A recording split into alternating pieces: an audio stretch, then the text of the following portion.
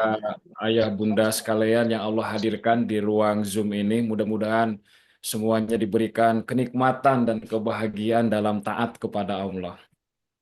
Apa kabar ayah bunda sekalian? Alhamdulillah sehat, Ustaz. Alhamdulillah.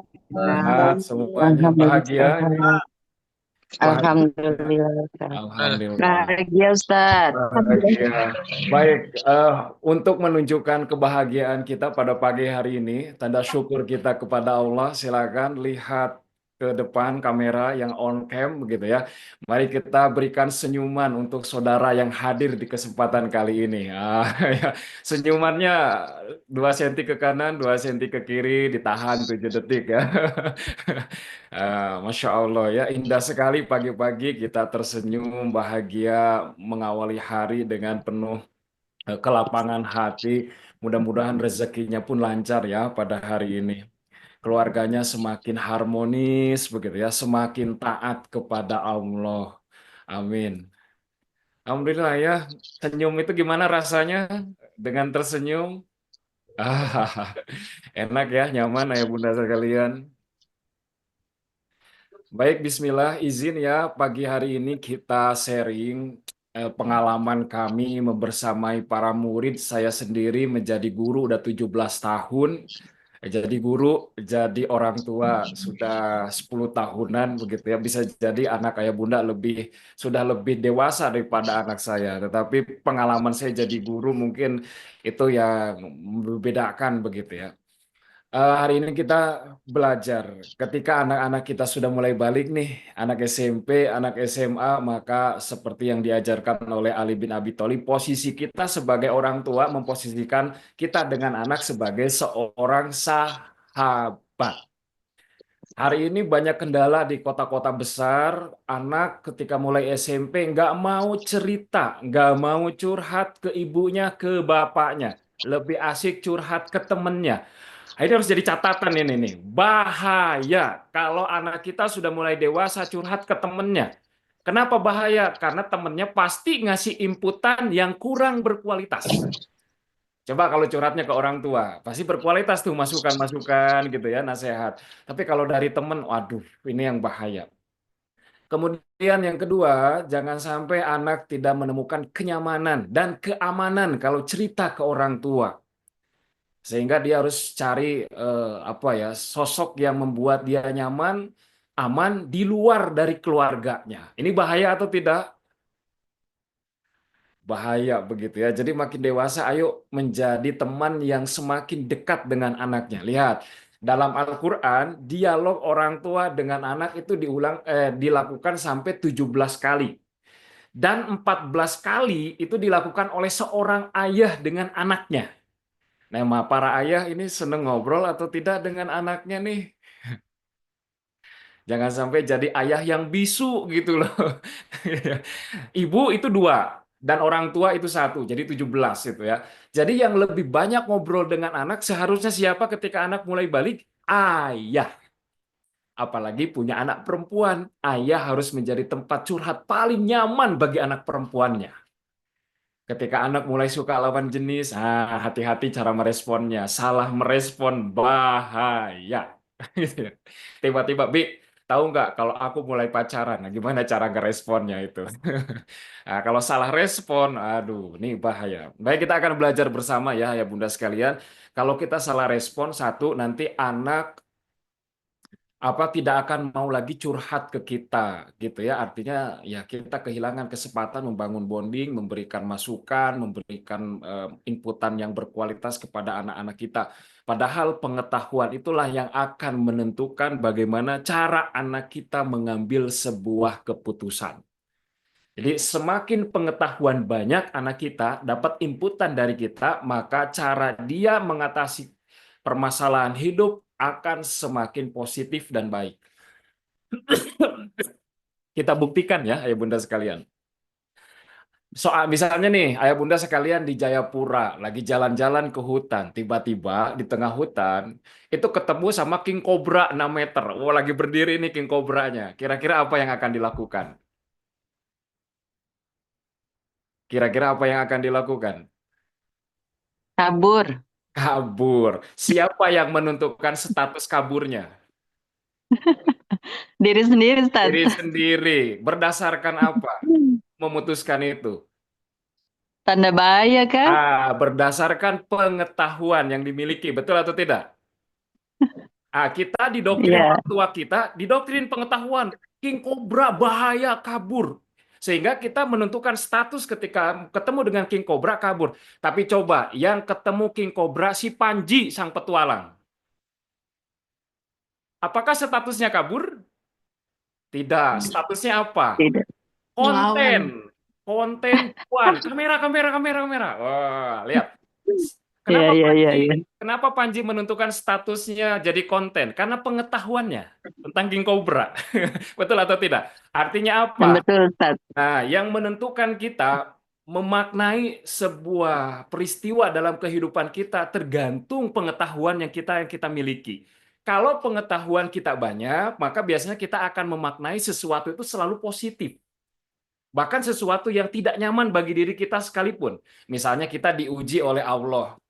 Oh, mungkin Allah ingin saya belajar sabar. Nah, gitu. Jadi orang-orang yang punya pengetahuan, hal-hal yang tidak menyenangkan pun akan dimaknai positif. Tapi orang-orang yang kurang pengetahuannya jadinya kurang sabaran. Selalu maknanya negatif. Nah, anak-anak kita mulai balik itu kan secara psikologi mulai berubah, baperan gitu ya, cenderung nanti punya problem. Nah, kalau kurang inputan dari orang tuanya, kurang pengetahuan, maka cenderung anak-anak kita ketika menghadapi tantangan, persoalan hidup, realita nggak sesuai ekspektasi, cenderung akan dimaknainya itu negatif. Dan ini kan bahaya begitu ya bagi anak kita. Maka anak kita harus sering diajak ngobrol, cara ngeresponnya tepat supaya apa dapat inputan-inputan berkualitas dari kita. Nah, ini perlu ilmu ayah bunda sekalian karena kalau salah respon ini bahaya. Nah, kita akan belajar bismillah. Ini ada slide-nya nanti dibagikan ke ayah bunda supaya bisa diulang-ulang nanti di rumahnya begitu ya. Baik, kita akan belajar ayah bunda sekalian bagaimana cara merespon curhatan anak tentang kehidupan pesantren. Satu, ayah bunda sekalian, jangan pernah punya mindset bahwa anak di pesantren akan hidup tanpa masalah. Nggak mungkin. Satu, selama interaksi dengan manusia, itu pasti akan ada masalah. Jangankan anak di pesantren, kita pun dengan pasangan kita di rumah, yang kita cintai, apakah ada masalah atau tidak? Ada, apalagi Ya. anak-anak kita di pondok pesantren. Yang kedua, selama ada setan, ya, yuwas wisu pisu durinas, ya yang membisikkan keburukan ke dalam hati anak-anak kita, maka jangan heran kalau ada masalah. Yang ketiga, begitu, selama anak-anak kita manusia punya syahwat, maka jangan heran kalau ada masalah. Selama guru-gurunya juga manusia, jangan heran kalau ada yang mengecewakan. Namanya manusia tempat mengecewakan begitu ya. Jadi kalau kita berharap anak-anak kita tanpa masalah di pesantren, salah tempat gitu ya. Maka cari pesantren yang murid-muridnya cuma anak kita sendiri. Insya Allah nggak ada masalah. Atau Masuk. yang kedua, teman-temannya malaikat semua. Nah, nggak akan ada masalah. Jadi selama manusia pasti ada masalah. Selama guru dan pengurusnya manusia pasti ada masalah. Karena manusia tempat kekecewaan. Maka disitulah harus ada lapang dada. Begitu ya. Saling melengkapi satu sama lain. Karena di sini ada yang punya potensi ini, berbeda potensinya. Yang ini ada kekurangan ini, saling melengkapi satu sama lain. Maka proses pendidikan akan berhasil. Makanya nggak bisa kalau di pesantren sendirian. Kalau misalnya keluarga kita pun nggak mau, saya nggak boleh keluarga saya berdoa, ya Allah keluarganya tanpa masalah. Saya tanya dalam Al-Quran, semua keluarga para nabi itu bermasalah atau tidak? Itu isinya masalah semua itu. Mulai dari Nabi Ibrahim, keluarganya ada problem, ada begitu ya. LDRan, LDRan juga itu begitu ya. Siapa lagi? Nabi Nuh, anaknya tidak beriman, istrinya tidak beriman. Itu kan problem semua. Tapi yang paling penting adalah bagaimana cara meresponnya masalah itu. Nah, itu paling penting. Kenapa kita belajar cara merespon, termasuk para asatidnya yang di pesantren. Tolong jangan sampai salah ngerespon para santri gitu ya. Ini kita akan belajar dari Rasulullah. Lihat ayah bunda sekalian. Suatu hari, ini hadisnya Sahih, lihat ini hadis riwayat Muslim begitu ya. Ini kalau dicari kitabnya dalam hadis riwayat Muslim, ini nomor hadisnya, ini riwayat posisinya hadisnya Sahih begitu ya. Dan di Bukhari juga ada. Suatu hari ada seorang pemuda, ya, gitu ya. Ada seorang pemuda, rojulun. Nah, pemuda. Qatala tis'atan wa tis'ina nafsan. Sudah membunuh 99 jiwa. Kemudian dia mau curhat. Curhatnya siapa? Nyari ahli ilmu. Bayangkan kalau anak kita curhat ke kita, Mi, aku udah bikin pelanggaran, Mi. Nah, ini mah kan membunuh 99 jiwa nih. Aku bikin pelanggaran, ketahuan sama Ustadz, ngambil barang temen aku. Nah, kira-kira ayah bunda akan ngeresponnya kayak gimana? Kalau anaknya curhat, kalau ini kan membunuh 99 jiwa. Nah, misalnya anak ayah bunda curhat, Mi, aku tahu gak aku bikin pelanggaran, ngambil barang punya teman, aku hilaf, kemudian ketahuan sama Ustadz. Kira-kira akan responnya kayak gimana tuh? Anaknya akan dimarahin atau mau diapain? Kok bisa, Nak, begitu? Oh, kok bisa ya, nak? Dikomentarin ya sama kita. Nah, ingat, posisi kita dengan anak kita sudah balik adalah sahabat. Kalau sahabat tidak boleh satu anak dikomentarin. Yang kedua, anak tidak boleh dihakimi. Dikomentari, dihakimi, tolong dihindari. Kenapa? Anak jadi akan ngerasa bahwa orang tua jadi tempat yang tidak nyaman dan aman untuk curhat. Contoh kalau di rumah nih, nah kamu nggak boleh ya main sepedahan, itu ngebut-ngebut takut jatuh. Tiba-tiba anaknya jatuh. Biasanya apa yang kita lakukan kalau ibu-ibu? Tuh kan sudah bunda bilang berkali-kali gitu ya. Dikomentarin sama kita. Akhirnya apa? Anak nangis karena dua hal. Satu, jatuh sakit. Yang kedua, sakit hati dikomentarin emaknya. Nah, makanya ini bahaya cara ngerespon begini gitu ya. Harusnya apa? Aduh jatuh kasihan. Harusnya kan ditolong dulu. Masya Allah kamu sakit ya nak. Bunda obatin. Bukan dikomentarin gitu ya. Fokusnya itu pada solusi. Nah ini pun sama lihat. Dia sudah membunuh 99 jiwa. Kemudian dia mau curhat. Nanya orang ahli ilmu. Ketemu dengan ahli ilmu. Akhirnya apa dia curhatnya? Innahu qatala tis'atan wa tis'ina nafsan. Sesungguhnya aku sudah membunuh 99 jiwa. Fahallahu min taubatin, apakah taubat saya diterima? Jawabannya karena ngelihat, bunuh 99 jiwa, mana mungkin gitu ya. Taubatnya diterima, maka jawaban dia, la, tidak diterima taubatnya. Lihat, apa yang terjadi ketika salah respon seperti ini? Fakotalahu, dibunuh orang itu. Akhirnya apa? Fakam malabihi mi'atan. Akhirnya jadi sempurna 100 orang yang dibunuh. Nah, hati-hati salah respon. Anak curhat salah respon, ini pun lihat, dibunuh. Dibunuh gitu ya. Jadi kesel. Orang mau curhat, harusnya kan emosinya diterima. Ini malah ditolak, akhirnya dia kesel, dibunuh. Kan bahaya. Jangan salah respon. Makanya kalau mau respon anak, begitu ya, curhat atau siapapun suami kita, satu yang harus kita lakukan ketika melihat lawan bicara kita emosional, jangan tangkap pesan yang disampaikan. Untuk pertama kali. Sekali lagi, jangan tangkap pesan yang disampaikan dulu. Pasti ngeselin pesannya itu. Tadi 99 jiwa dibunuh, ngeselin. Tapi yang pertama kali harus kita lakukan adalah tangkap emosi di balik kata-katanya. Sekali lagi yang harus kita tangkap apa? Emosi di balik kata-katanya. Kalau emosinya ditangkap, dia merasa diterima, maka emosinya akan turun. Orang kalau sudah turun emosinya akan lebih mudah untuk menerima masukan. Buktinya mana? Nah, lihat. Setelah membunuh 100 orang, dia nyari lagi orang ahli ilmu begitu ya, ketemu. Kemudian dia curhat lagi nih. Sa'innahu qatala mi'ata nafsin. Sekarang aku sudah membunuh nih 100 jiwa. Fahallahu min taubatin. Apakah taubat saya diterima? Nah, orang ini tidak mendengarkan pesannya dulu, tapi menangkap emosi di balik kata-katanya, kemudian diberikan jawaban yang empati. Jawabannya apa? Naam. Iya. Wa may yahulu bainahu wa bainat taubah. Apa yang bisa menghalangi antara dosa antara kamu dengan taubat? Akhirnya apa? Dia ngerasa, oh ini orang paham saya gitu ya. Paham maksud saya, diterima, emosinya turun. Lihat, orang emosinya turun walaupun dia banyak bikin pelanggaran. Kemudian apa? Ketika diberikan masukan. Selanjutnya kan diberikan masukan nih. Salah satu masukannya dia harus hijrah, meninggalkan tempat maksiatnya. Ternyata dia melakukan itu ketika mau berangkat hijrah di tengah jalan meninggal. Jadi belum sempat tuh ya hijrah sama soleh, baru mau hijrah di tengah jalan meninggal. Terjadilah perdebatan dua malaikat, malaikat rahmat dan malaikat azab. Semuanya berargumen, malaikat rahmat berargumen, punya argumen, malaikat azab juga punya argumen. Tetapi Masya Allah, ya Allah memenangkan malaikat rahmat. Orang tersebut diampuni dan dimasukkan ke dalam surga. Ini luar biasa ya. Jadi kalau kita salah respon ayah bunda sekalian ketika anak curhat tentang apapun kehidupan, apakah dibully teman, ada kasus misalnya menu makan, atau tentang ustadznya, ada fasilitas, urusan ini. Anak-anak santri kan suka bilang begitu, ini bayar elit, fasilitas sulit katanya.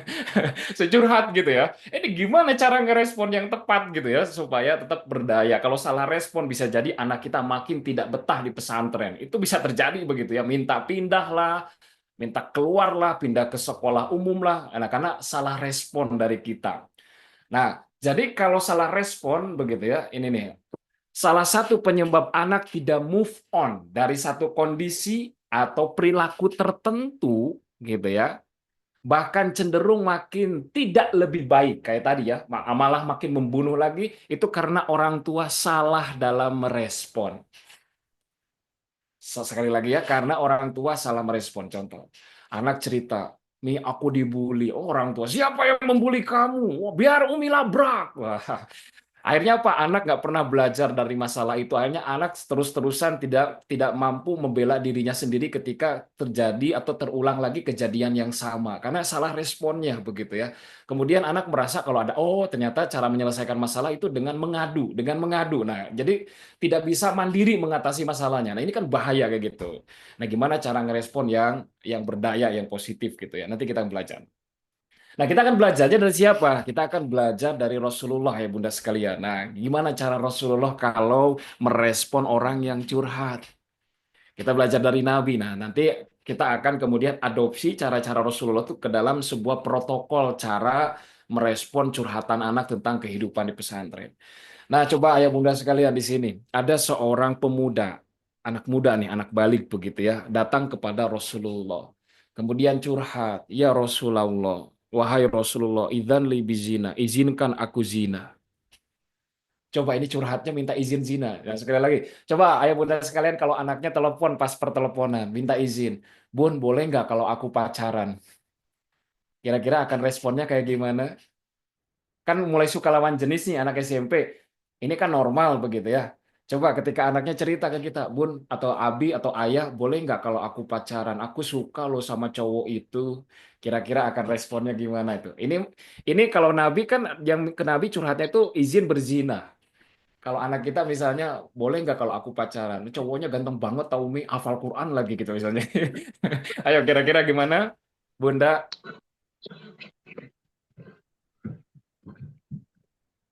Cara responnya? Saya yakin Emang udah siap. ayah bunda pasti ngalamin itu kalau anaknya deket dengan ayah bunda pasti akan cerita ketika mulai suka lawan jenis. Nah, gimana akan ngeresponnya? Apa keluar Belum dalil? waktunya. Aduh, nah belum waktunya misalnya gitu. Kira-kira perasaan anaknya gimana? Akan terpatahkan atau tidak? Iya sih, Terpatahkan Ustaz. Iya, coba gimana cara respon? Atau mau mengeluarkan dalil? Latak robuzina. Jangan, waduh panas anaknya gitu ya. Kakak Ingat tahu lagi ya. nggak pacaran itu apa? Oh, pacaran itu Jadi apa ya, nak? ditanya Ya, perasaannya. kasih. Oh iya, tanya banget. Masya Allah itu ya. Baik ya, kita akan belajar bareng-bareng. Lihat kalau cara Nabi kita belajar dulu cara Nabi supaya belajar dari Nabi. Apa yang dilakukan oleh Nabi? Lihat, Nabi itu merespon orang yang emosional dengan syahwatnya ya, pengen zina. Yang dilakukan oleh Nabi adalah Nabi memberikan gestur tubuh empati kepada orang ini. Satu yang dilakukan oleh Nabi, lihat. Kalau ngobrol dengan orang yang emosional, yang satu jangan langsung merespon, tapi yang harus dilakukan oleh kita ketika anak mulai cerita yang seperti itu, yang dilakukan oleh Nabi apa? Satu, meminta pemuda itu mendekat kepada Nabi. Yang kedua disuruh duduk. Nah, dikondisikan dulu. Anak Yona, sini nak, kamu mau ngobrol. Kayaknya serius banget ya obrolan kamu. Duduk nih di samping bunda. Jadi pertama gitu ya yang harus kita lakukan kalau mau menasehati anak, Yang harus kita lakukan adalah kaki dulu, baru mulut. Sekali lagi ya, kaki dulu, baru mulut. Maksud saya begini, dekati dulu anaknya, baru bicara. Bukan bicara dulu, begitu ya. Yang diajarkan oleh Nabi adalah dekati dulu, baru bicara. Secara psikologi akan beda. Ini para ustadz juga di pesantren tolong ya, kalau menegur santri jangan dari jauh-jauh. Hei kamu sini. Nah itu nggak belajar dari Nabi itu. Kalau menegur santri dekati dulu santrinya, pegang. Nah ustadz mau bicara sama kamu supaya pesannya bisa diterima dengan baik. Coba kalau teriak-teriak dari jauh, ya santri belajar dari ustadznya kayaknya ini cara-cara yang gini ya. Tolong para asatidz juga sama ya di pondok pesantren. Kalau mau ngasih nasihat, mau negor, kaki dulu dekati muridnya, baru bicara. Sama para bunda juga di rumah. Misalnya nih, anaknya lagi ribut di ruang keluarga, misalnya berebut mainan. Ibunya, bundanya lagi nyuci piring di dapur. Tolong kalau mau negor jangan teriak dari dapur. Nggak enak kedengaran sama tetangga. Juga nggak enak kedengaran sama anak. Apa yang harus dilakukan oleh bunda? Bunda berhenti cuci piring, jalan ke ruang keluarga, anaknya dipegang, baru bicara. Itu yang diajarkan Nabi. Gitu ya. Itu tolong ini ya. Jadi kaki dulu baru mulut. Biasakan. Mau negor suami juga begitu. Jangan diteriakin ya. Ditekati dulu, dipegang. Bi, boleh nggak? Atau ayah, boleh nggak aku bicara? Kan supaya dia fokus dulu ke kita, baru kita bicara. Nah, Nabi pun begitu. Yang kedua, setelah dia pemuda itu duduk, apa yang dilakukan oleh Nabi? Nabi tidak keluar bentuk kalimat direct, langsung ceramah, komen, menghakimi, tidak ada. Rasulullah langsung ngajak dialog. Artinya apa? Si orang ini harus diberikan pemahaman yang baik. Cara memberikan pemahaman yang baik itu lewat dialog. Atuhibbuhu li ummik? Apakah kamu suka kalau ada orang yang berzina dengan ibu kamu?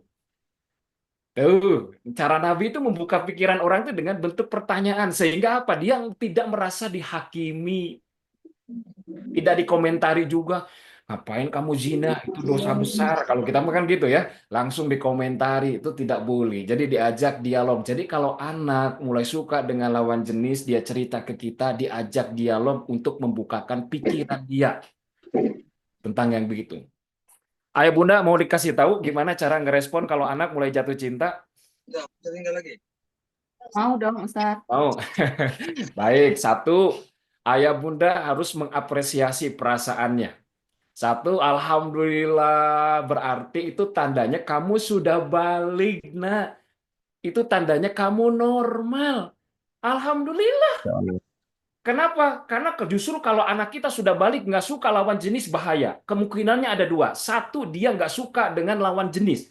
Berapa banyak hari ini yang usia udah 40 tahun, 50 tahun nggak mau menikah. Ada kawan saya udah 45 tahun perempuan nggak mau nikah. Apa yang ketika saya tanya kenapa nggak nikah? Jawabannya, ih kalau lihat laki-laki itu jijik, coba bayangkan. Bahaya atau tidak? Bahaya. Yang kedua, kalau dia nggak suka lawan jenis, berarti dia suka sesama jenis. Ah, itu makin bahaya lagi. Jadi ketika anak mulai suka cerita, Mi, tahu nggak aku mulai suka cowok itu? Masya Allah, berarti tandanya kamu normal. Ya, alhamdulillah lah, begitu ya. Itu tandanya kamu balik. Itu satu, diapresiasi dulu perasaannya jangan dimatikan. Bahwa itu sesuatu yang fitrah sebagai manusia. Itu pertama. Yang kita larang kan pacarannya, bukan sukanya. Betul atau tidak? Sukanya mah nggak apa-apa, normal. Orang kita juga pernah muda, pernah suka kan. Ada yang pinter, cantik, ganteng, kan kita pun suka. Itu kan normal. Tidak semuanya suka itu artinya akan pacaran, tidak. Dan suka sesama jenis pun kadang-kadang tidak identik dengan homo atau lesbi. Tidak itu. Kita harus ada di dalam lagi. Contoh misalnya Ustadz Aldin. Ustadz Aldin suka pemain bola. Suka siapa bintang bola yang disukai? Cristiano Ronaldo. Apakah suka dengan Cristiano Ronaldo kemudian otomatis Ustadz Aldin ini homo? Tidak. Tidak. Makanya tolong hati-hati begitu ya ngerespon tuh. Banyak orang yang salah begitu ya ngerespon. Tidak serta-merta suka begitu. Makanya untuk kasus-kasus yang begini itu perlu didalami oleh ahlinya. Jangan sampai salah kemudian mengasumsikan, salah mendefinisikan, bahaya salah mendefinisikan untuk masa depan anak-anak kita kan begitu ya. Nah, maka harus ahlinya. Nah, ini pun sama. Satu, oh kamu normal. Nah, satu, Ketika anak mulai jatuh cinta, diapresiasi dulu. Rasa suka itu adalah salah satu kenormalan fitrah dari Allah Subhanahu wa Ta'ala. Yang kedua, supaya gimana caranya supaya anak nggak sampai pacaran. Artinya dia harus diberikan pengetahuan sebagai filter ketika dia mau mengambil keputusan dalam kondisi sendirian. Satu, anak harus mulai diajarkan apa bedanya, mana bedanya antara syahwat dengan cinta. Anak harus sudah mulai tahu mana syahwat, mana cinta. Itu harus tahu bedanya. Gimana caranya? Saya begini, kamu suka sama dia. Oh, kapan sama ayah atau bunda anterin ke rumah orang tuanya? Nanti kan anak jawabannya apa? Ih, aku masih kecil. Nah, kalau kamu nggak mau, misalnya suka sama dia, karena dalam Islam hubungan itu hanya legal lewat pernikahan. Kalau kamu belum siap nikah, kamu suka sama dia, itulah yang namanya syahwat. Kalau cinta itu kamu, ya siap, ayo antar ke rumah orang tuanya. Kamu siap menikah dengan dia, berarti itu cinta. Sehingga anak tahu, oh iya ya, kalau belum siap nikah berarti itu hanya syahwat. Itu anak harus tahu itu. Kalau belum siap nikah, berarti hubungan itu hanya syahwat. Anak harus sudah tahu membedakan mana syahwat, mana cinta. Kalau syahwat jangan diikuti. Nah, kenapa? Akan merusak kehidupan kamu. Jadi anak harus tahu mana cinta, mana syahwat bedanya. Kalau cinta itu legal lewat pernikahan. Di luar pernikahan itu syahwat. Harus ditinggalkan. Itu pertama. Jadi supaya anak tahu. Yang kedua, anak harus tahu yang namanya hubungan bukan yang namanya cinta bukan hanya sekedar hubungan. Cinta itu tanggung jawab. Makanya apa? Kalau saya ke anak laki-laki nih yang santri putra, hey, kamu suka sama dia nggak apa-apa sih, begitu ya. Tapi kamu memang sudah siap menjaminkan surga untuk perempuan itu? Loh, kenapa Ustaz? Lah, tugas laki-laki, ku anfusakum wa ahlikum naro. Itu tugas laki-laki, menjaga keluarganya dari api neraka. Aduh, berat Ustaz. Nggak apa-apa, anak jawab begitu, tapi anak jadi tahu yang namanya cinta itu bukan sekedar hubungan, tapi tanggung jawab. Dia harus tanggung jawab dengan perempuan itu, dunia akhirat, kan begitu ya? Atau perempuannya, emang kamu sudah siap? Taat 100% ke laki-laki itu. Kenapa? Karena surga kamu ada di laki-laki itu. Supaya apa? Dia tahu, sekali lagi ya, cinta itu bukan sekedar hubungan, tapi ada tanggung jawab di situ. Jadi dia mempertimbangkan, jadi punya pikiran, gitu loh. Itu cara yang kedua. Yang ketiga, anak mulai diberikan, terutama anak perempuan, mulai diajak dialog bagaimana membangun kriteria memilih pasangan dalam hidup. Nabi mengajarkan sampai 4, mulai dari muka sampai agama, muka, harta, keturunan sampai agama. Diajarkan ke anak-anak perempuan kita supaya punya filter. Kalau anak-anak tahu membentuk kriteria dalam pikirannya, tidak mudah menerima laki-laki yang datang dalam kehidupannya. Kenapa anak-anak sekarang mudah jatuh cinta dan menerima banyak laki-laki, khusus anak perempuan? Karena dia nggak punya kriteria cara memilih pasangan dalam hidupnya. Sehingga laki-laki manapun yang datang diterima. Lumayan mengisi kekosongan. Ini kan bahaya. Ini kan bahaya, ayo sekalian. Ini bahaya. Coba kalau anak perempuan kita punya kriteria, kita bangun kriterianya. Satu, nah, kata Nabi, lihat wajahnya. Kalau kamu suka seseorang, lihat ganteng atau tidak. Nyaman nggak kira-kira, tidak memalukan kalau diajak ke kondangan gitu ya. Dilihat dulu gitu ya. Oh, alhamdulillah nih ganteng kayaknya begitu ya. Itu satu. Yang kedua kata Nabi, lihat dia sudah punya harta atau belum punya aset. Ah, masih minta jajan sama emaknya, sama bundanya. Aduh, jangan. Jajan aja untuk dirinya masih minta ke orang tua. Gimana mau nafkahi kamu? Begitu kan ya? Jangan. Gitu ya. Yang ketiga, gitu, apa keturunannya? Kamu lihat keturunannya. Orang tuanya harmonis atau tidak? Bagaimana keluarganya? Karena kamu nanti kalau menikah dengan seseorang bukan menikah dengan pasangan saja, tetapi dinikah dengan keluarganya juga. Kamu disayang sama pasangan kamu, tapi orang tuanya nggak suka sama kamu, akan bahagia atau tidak? Pasti tidak jawabannya. Terus agamanya lihat, gimana sholatnya, hafalan Qur'annya, dan yang lain-lain. Sehingga anak itu punya kriteria tuh, Bun. Ya, ayah punya kriteria. Sehingga ketika datang laki-laki akan difilter dulu tuh, ada pertimbangan. Aset nggak punya, penghasilan masih gitu, wajah pas-pasan, keturunannya broken home, agama juga enggak. Jadi hanya tidak mudah menerima laki-laki. Sehingga ketika anak sendiri pun banyak yang suka, dia tetap akan terjaga dirinya. Kenapa? Dijaga oleh pengetahuannya tentang itu. Nah, itu yang harus dilakukan. Jadi anak tuh akan aman sampai kapanpun kalau satu tadi dia tahu tentang mana syahwat, mana cinta. Yang kedua, hubungan itu bukan cinta itu bukan hanya sekedar hubungan tapi tanggung jawab. Yang ketiga, anak harus punya kriteria dalam memilih pasangan. Ketika sudah mulai balik, maka kalau diajarkan ketiga itu terus diulang-ulang, anak akan punya punya imunitas menjaga dirinya walaupun jauh dari diri kita. Walaupun menjadi apa ya, misalnya menjadi pria idaman di kampus atau di mana nanti atau perempuan rebutan gitu ya, dia akan terjaga. Kenapa? Nah, itu diajarkan, Bun. Jadi satu, kita tidak membunuh rasa cintanya, tapi yang kedua kita bisa ngasih tahu bagaimana cara mengekspresikan cinta yang benar di dalam Islam. Ah gitu. Jadi dua-duanya dapat anak-anak kita gitu lah. Itu yang harus kita ajarkan termasuk ustaz-ustaz di pesantren gitu ya. Jangan dikit-dikit wah tak mau buzina SP3. Ini bahaya cara ngerespon begini. Jadi anak tuh, oh Ustaz kalau nggak boleh sama lawan jenis dilarang-larang ya udah sesama jenis aja Ustaz. Kan itu bahaya lagi kan gitu ya. Nah, ini kan bahaya. Jadi jangan sampai salah respon. Bahkan saya mah kalau ada santri yang suka tuh, emang mana sih yang kamu suka orangnya ditunjukin tuh nih Ustaz tuh ahwatnya yang itu tuh putrinya.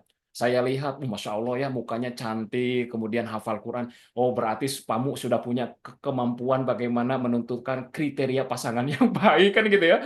Ah, bagus lah daripada kamu suka yang nggak pakai jilbab begitu ya, nggak hafal Quran kan lebih bahaya. Berarti seleranya udah bagus gitu ya. Saya apresiasi begitu ya. Nah, baru Mbak pertanyaan yang kedua, emang kamu udah siap diantarkan ke rumah orang tuanya? Nah, baru kan ada tahapan-tahapan yang bisa diberikan sehingga anak kita punya pemahaman yang baik. Nah, begitu cara ngeresponnya. Nah, Rasulullah pun begitu, diberikan pemahaman lewat dialog, pertanyaan.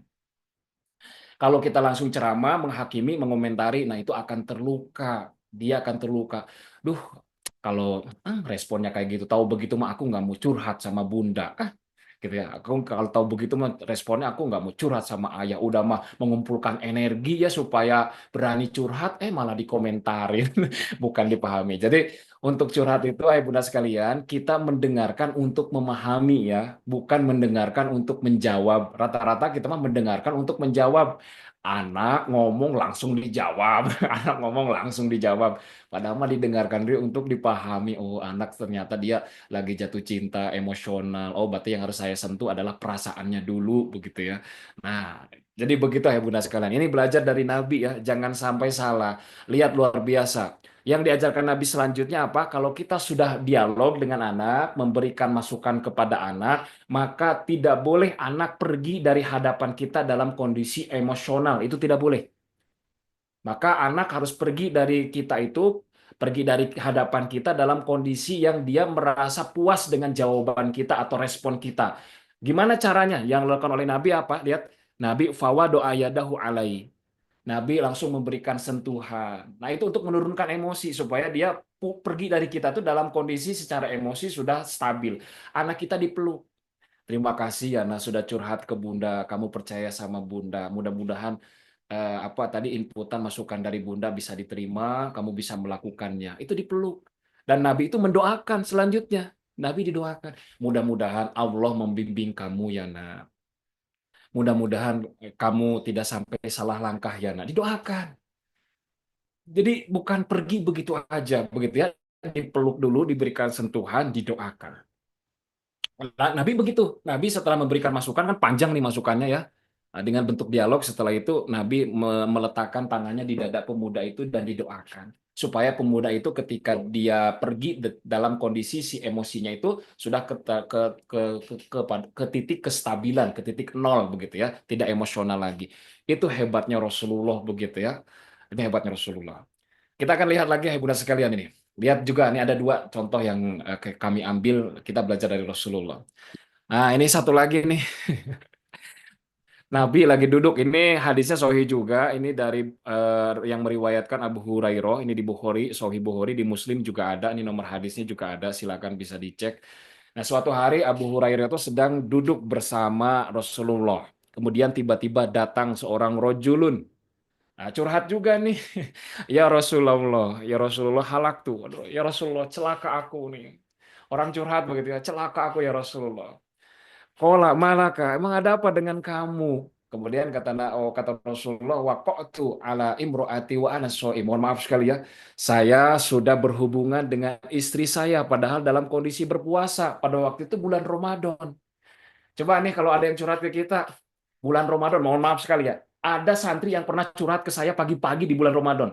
Punten nih, mohon maaf ya, mohon maaf nih kalimatnya kalau agak vulgar. Santri itu bilang begini, Ustadz, tadi aku, aduh dia saking berat ngomongnya, Ustadz, eh, aku tadi onani sampai keluar, batal nggak ya puasanya? Itu di bulan Ramadan itu. Kira-kira kalau ini ustadz-ustadz ya kalau di pesantren kira-kira responnya bakal kayak gimana gitu? Apa dimarahin atau gimana gitu ya? Ini kan ini sama ya kasus itu kayak Nabi gitu ya. Ini datang ke Rasulullah curhat sudah berhubungan dengan istrinya dalam kondisi berpuasa di bulan Ramadan. Kalau kita mah apa? Lisan kita biasanya langsung mengomentari, gatel ngomentari. Atau kamu mah tahu lagi di bulan Ramadan, kenapa sih deket istri? Kan kalau kita mah langsung komentarin kita mah. Akhirnya apa orang yang curhat jadi sakit hati. Tahu begini dikomentarin begini mah aku, mendingan nggak usah curhat kan gitu ya. Nah, tapi Nabi tidak ngomentarin loh, apalagi menghakimi begitu ya. Atuh ya bulan Ramadan mah jangan deket-deket istri dulu atuh kan gitu ya. Nggak, Rasulullah nggak menghakimi. Lihat responnya Rasulullah. Rasulullah fokus pada apa? Fokus kemudian pada konsekuensi supaya dia bertanggung jawab atas perbuatannya. Kata Rasulullah, hal tajidu raqabatan tu'kikuha, apakah kamu punya budak untuk dimerdekakan? Sebagai bentuk tanggung jawabnya. Jawabannya apa? La. Dikasih konsekuensi, nggak mau juga. Ini nggak bisa. Kalau kita udah kesel tuh jadi guru kan gitu ya. Ditawarin lagi konsekuensi yang lainnya apa? Wahal tastati'u an tasuma syahraini mutatabi'ain. Apakah kamu bisa berpuasa 2 bulan berturut-turut? Jawabannya apa? La. Nggak bisa. Ya Rasulullah, mungkin kalau bahasa kita ini sebulan aja jebol. Apalagi kalau 2 bulan berturut-turut mungkin ya. Nggak kuat tuh gitu ya. Dikasih konsekuensi juga nggak bisa ini yang kedua. Nah, Ustadz kita belajar dari Rasulullah ya. Anak dikasih konsekuensi nggak sanggup, jangan dibebani. Tawari lagi yang lain sampai sesuai kemampuan dia. Ini Nabi mengatakan. Kemudian dia nanya lagi, Rasulullah nih nawarin lagi.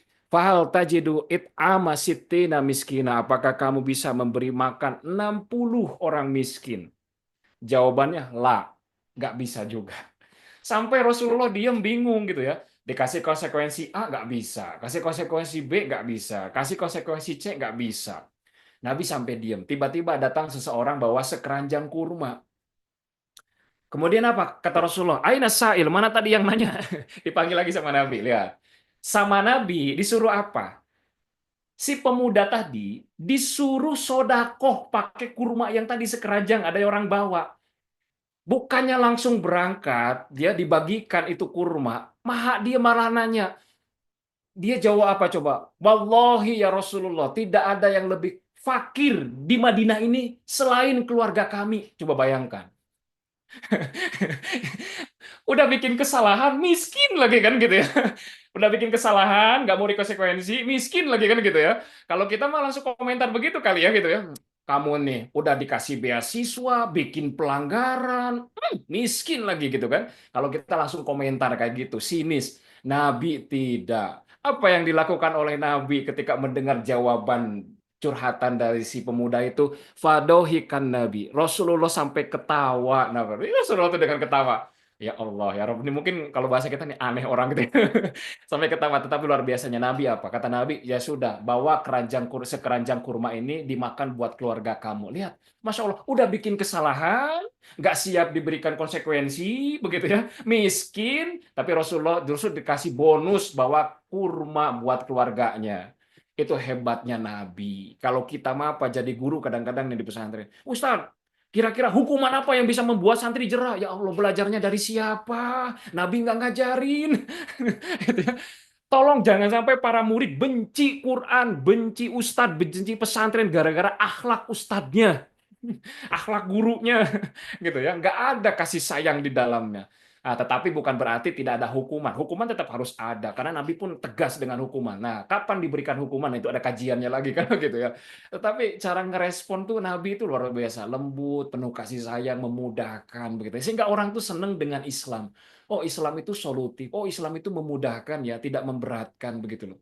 Itu yang harus kita munculkan. Di anak-anak kita juga begitu. Oh, ternyata kalau saya bikin kesalahan, curhat kalau sama orang tua, sama ayah, sama bunda, oh, bunda nggak marahi saya. Ternyata bunda membimbing saya. Bunda ngasih solusi ke saya supaya saya tidak mengulangi kesalahan saya. Bahkan bunda siap dan ada untuk saya. Itu yang harus dirasakan oleh anak. bukan dikomentarin, bukan apa kamu bikin pelanggaran, kamu bikin malu-malu bunda. Aduh, anak kamu cerita lagi tuh. Harusnya mah anak datang ke kita mau curhat, harusnya apa? Anak akan ngerasa bahwa kalau saya curhat ke bunda, kalau saya curhat ke ayah, maka ayah akan bukan mengomentari, bukan menghakimi, tapi ayah akan apa? Satu, menunjukkan jalan yang benar, yang kedua ngasih solusi, yang ketiga ayah siap secara emosi membersamai saya. Sehingga anak tidak segan, tidak ragu untuk cerita ke orang tuanya, bahkan cerita tentang aib begitu ya, dirinya sendiri dia akan cerita. Nah, kalau anak sudah cerita begitu, maka anak akan mendapatkan tadi ya, inputan-inputan berkualitas dari kita. Bukan hardikan, bukan makian, sehingga anak nggak mau lagi cerita. Makanya Rasulullah ditegur sama Allah, kalau kita berhati kasar, salah respon, lan faddu min haulik, maka anak kita akan pergi dari diri kita. Murid-murid kita akan pergi, nggak mau dengerin kita. Karena kalau di pesantren itu satu, kalau murid nih buat usaha-usaha juga ya. Kalau murid misalnya bikin pelanggaran, kesalahan, kita tegur atau kita ngasih instruksi, kalau murid nggak mendengarkan kita, nggak taat, bisa jadi satu kita salah caranya. Nah, kurang pas caranya. Tapi kalau kita perbaiki caranya, sudah pas caranya sesuai dengan yang diajarkan oleh ilmunya, kemudian murid masih tidak taat, kemudian kedua adalah murid tidak suka dengan kita. Cuma dua itu, tidak ada yang lain. Kalau nggak salah cara, murid nggak suka dengan kita. Itu ya, kalau udah bener caranya masih nggak taat, itu murid nggak suka dengan kita. Maka kita perlu evaluasi. Sama dengan orang tua. Kalau anak nggak mau cerita ke kita, padahal kita sudah baik, berarti anak itu kurang suka dengan kita. Coba nggak bicara aja kan begitu ya, nggak ngomong aja, cuma bikin blok aja, ngeblok begitu ya. Nah, ngebloknya nggak akan kelihatan kan kalau dalam kehidupan nyata. Nah, karena kita belajar dari Rasulullah bagaimana cara Rasulullah merespon curhatan orang-orang yang datang kepada Rasulullah, itulah kami berijtihad, ya, membuat sebuah protokol begitu ya, bagaimana cara merespon curhatan di era modern ini. Tahapan-tahapannya seperti apa? Nah, ini kami buatkan nanti pun ayah bunda sekalian bisa dipelajari, kemudian diamalkan untuk merespon anak, curhatan anak atau suami, pasangan, istri. Nah, itu bisa dilakukan. Satu, ketika siapapun yang curhat tentang pesantren, sekali lagi, mau tentang bullying, tentang menumakan, tentang ustadz, nah ini cara respon kita supaya berdaya. Satu, tugas kita tanya dan mendengarkan apa masalahnya. Jadi mendengarkan itu untuk memahami. Satu, ada beberapa tipe anak yang kalau cerita. Satu nih ya, kalau anak mampu menyampaikan masalahnya dengan baik. Dengan baik itu tata tata bahasanya juga tersusun, dianya juga tenang, maka kita boleh menangkap pesan yang disampaikannya dengan apa? Dengan kata-kata kunci atau makna yang tersirat diulangi dengan kata-kata kita, refleksi. Misalnya, oh maksud kamu mau cerita nih ke ayah atau ke bunda, mau bercerita bla bla bla bla sesuai dengan cerita yang disampaikan oleh anak.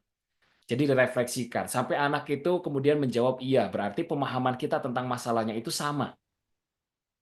Nah, tapi kalau anak emosional begitu ya, dia emosional sekali, mungkin dia kesel atau marah, dia kecewa misalnya emosional, menyampaikan curhatannya itu kurang tertata dengan baik, maka yang dilakukan oleh Bunda jangan menangkap pesannya, tetapi yang harus ditangkap adalah emosi yang nampak di balik kata-katanya itu. Kelihatannya kamu marah ya, Nak. Kelihatannya kamu kecewa banget ya sama Ustadz itu. Kelihatannya kamu kesel banget ya dengan kebijakan pesantren. Oh, sepertinya kamu marah besar ya sama teman sekamar kamu. Jadi yang kita tangkap itu direfleksikan adalah emosi di balik kata-katanya supaya dia bisa mau cerita lagi begitu ya. Nah, misalnya contoh, Bun, aku mulai suka lo sama laki-laki. Nah, kita akan respon emosi di balik kata-katanya. Sepertinya kamu lagi berbunga-bunga ya, gitu kan? Dia akan ngerasa bahwa oh bundanya memahami perasaannya. Kalau orang sudah merasa dipahami perasaannya, dia akan lebih mudah menerima setiap masukan dari kita itu. Jadi yang ditangkap pertama kali respon adalah emosi di balik kata-katanya. Nah, suatu hari ada seorang ustazah salah ngerespon santrinya. Jadi ada seorang santri dia mau curhat ke ustazahnya. Curhatnya itu dia baru diputusin sama pacarnya. Ini SMA kelas 11. Ustazahnya salah respon begitu ya. Apalagi kalau tahu itu pacaran. Udah, kadang-kadang ustaz, oh lu pacaran SP3 kadang dimarahi langsung dihukum. Nah, itu salah respon gitu ya. Nah, si santri itu datang. Kalau perempuan kan curhat nggak to the point. Pakai kode kemana dulu cerita aja gitu ya. Nggak langsung kayak laki-laki kan kalau curhat langsung to the point gitu ya. Nah, si perempuan ini, si Putri, anak kelas 11 ini cerita begini ke Ustazah. Ustazah, gimana ya kalau kita ditinggalkan sama orang yang kita cintai? Ustazahnya salah respon. Tidak ada empati di situ, tidak menangkap emosi di balik kata-katanya. Jawaban ustazahnya nggak salah, bener. Cuma nggak ada empatinya gitu ya. Jawaban ustazahnya apa coba ayah bunda sekalian? Ayah udah atuh nggak apa-apa, kan itu sudah takdir Allah. Jawabannya salah nggak? Nggak salah, tetapi ngerasa bahwa si santri itu ngerasa si ustazah kok nggak ngerti perasaan aku ya, nggak ada empati. Akhirnya apa? Si santri itu jawabnya begini, oh begitu ya ustazah, kalau gitu aku pamit ya, ada kegiatan yang lain. Lihat curhatnya nggak jadi. Akhirnya kami panggil tuh santri putri itu, dipanggil sama kita. Akhirnya dia curhat. Ternyata curhatnya apa? Dia baru diputusin sama pacarnya. Di situ saya konseling begitu ya. Nah, coba bayangkan juga yang kedua, kalau misalnya Bunda tahu kalau dia cerita seperti itu, ternyata habis diputusin sama pacarnya. Kita kan langsung reaksinya apa? Marah. Kamu selama ini pacaran. Wah, langsung marah berapi-api. Tidak boleh begitu cara ngeresponnya. Orang lagi butuh bantuan secara emosi, malah dimaki atau dimarahi. Ya orang akan pergi kalau begitu ya. Akhirnya apa? Kabur dari rumah. Kan kita lagi yang pusing lagi kan nyari-nyari anaknya kemana ini kan sampai lapor polisi kan gitu ya. Nah, ini tolong jangan sampai saya respon. Kalau mau ngasih nasihat nanti ketika anak kita secara emosi sudah stabil. Jadi cari waktu yang tepat untuk ngasih masukannya gitu ya. Kalau emosinya belum stabil, kita kasih empati saja, dengarkan. Rilis dulu emosinya. Nah, itu ya caranya. Tapi kalau ada anak yang nggak bisa ngomong, datang-datang tiba-tiba nangis, kalau telepon tiba-tiba nangis, nggak ngomong apa-apa. Nah, kalau bisa ngelihat gestur tubuhnya, maka validasi emosi di balik gestur tubuhnya. Kalau anak nangis, sepertinya kamu lagi sedih ya. Nah, kalau anak kelihatan marah, kamu lagi emosi ya, nah marah. Nah, itu bisa divalidasi dulu dari sisi itu, dari gestur tubuh. Nah, selanjutnya kalau kita sudah dapat anak ini kenapa, apa yang menjadi masalah intinya, maka kita harus eksplorasi ayah bunda sekalian masalahnya. Kenapa harus dieksplorasi? Karena masalah bisa diselesaikan, curhatan itu bisa diselesaikan kalau spesifik dan logis. Kalau nggak spesifik dan logis, anak nggak bisa menjelaskan, emosional, emosional itu nggak bisa diselesaikan. Hanya bisa diredam. Contoh, anak nggak betah di pesantren. Itu kan emosional sekali, nggak bisa diselesaikan. Itu hanya bisa diredam dalam Islam itu. Yang bentuknya emosional. Makanya latakdob walakal jannah. Emosi itu diredam. Nggak bisa diselesaikan. Karena sekarang kalau pindah, kalau di sana nggak betah lagi gimana? Terus pindah lagi, nggak betah lagi gimana? Jadi nggak menyelesaikan. Tugasnya yang emosional itu diredam. Cara belajarnya itu meredam atau mengalirkan energi emosinya. Makanya kalau orang Islam diajarkan kalau kamu marah, nggak wudhu, nah, kamu pindah posisi. Nah, itu kan untuk mengalirkan energinya. Pindah posisi atau meninggalkan tempat tersebut ketika kamu marah di tempat tersebut kan gitu ya. Maka kita harus eksplorasi. Misalnya anak kita curhat, Bun, Bun, Aku aku dibully, aku dipukul sama teman aku. Nah, harus spesifik dulu. Coba siapa yang membuli kamu, siapa namanya, kelas berapa, kejadiannya itu di mana, jam berapa, ada saksinya enggak. Kemudian guru sudah tahu atau belum, pukulannya itu bentuknya seperti apa. Jadi harus dieksplorasi dulu sampai betul-betul spesifik, jelas datanya itu benar, akurat, lengkap. Kenapa harus digali ya Bunda sekalian? Satu, mohon maaf sekali ini kita bukan merendahkan tetapi fakta begitu ya secara psikologi. Anak-anak usia balik kalau punya problem satu cenderung dia menggunakan kalimat-kalimat yang hiperbola, dilebih-lebihkan. Makanya tadi kenapa kita hindari mendengarkan pesannya dulu. Tapi emosi di balik kata-katanya. Sebenarnya anak-anak usia balik itu kalau punya masalah, dia dibesar-besarkan sebenarnya dia itu ingin mengatakan kalau aku lagi punya masalah nih, tolong dong aku berikan perhatian gitu loh. Ya ingin disampaikan anak-anak kita itu. Jadi cenderung hiperbola, betul atau tidak? Kalau anak punya masalah cenderung dibesar-besarkan kalimat baru dicolek ustadz dikit, aku dipukul ustadz gitu ya. Karena ustadznya nggak disukai gitu ya, hiperbola begitu. Maka jangan dengarkan dulu pesannya, tapi emosi di balik katanya. Tadi ya, kayaknya kamu kesel banget ya sama ustadz itu ya. Nah, gitu ya. Jadi dieksplorasi emang ustadz itu harus sudah ngapain sama kamu, diapain, dikatain sama ustadz. Seperti apa sih redaksi kalimatnya sampai kamu kemudian memaknai kalau itu tuh dikatain begitu ya. Jadi harus betul-betul dieksplorasi dulu karena cenderung hiperbola. Yang kedua, kalau nggak hiperbola, itu anak-anak usia balik, SMP, SMA, itu cenderungnya yang kedua, cari kambing hitam. Aku nggak salah, yang salah temanku, aku nggak salah, guruku yang salah. Padahal kadang-kadang kasus bully terjadi karena dua-duanya salah. Yang satu ngejek duluan, dibalas ngejek, nggak terima gitu. Jadi ribut kan gitu ya. Jadi cari kambingnya yang tetap saya nggak salah, dia pokoknya yang mukul aku, padahal mah dia yang mulai duluan juga yang ngatain kan, kadang-kadang begitu. Kadang-kadang cari kambing hitam nggak mau disalahkan, maka harus dieksplorasi. Khawatir kalau kita langsung percaya dengar mentah-mentah, ternyata tidak sesuai fakta cerita dari anak kita, kita malu sendiri. Anak kita bohong, aduh, jadi malu sendiri kan gitu ya. Maka digali, dieksplorasi dulu. Pernah loh ada santri curhat, dia gosok sendal dari masjid karena sendalnya ketinggalan di asrama, dia malas, dia pakai punya temennya. Kemudian ketahuan sama bagian kedisiplinan, sama bagian kedisiplinnya dibotakin.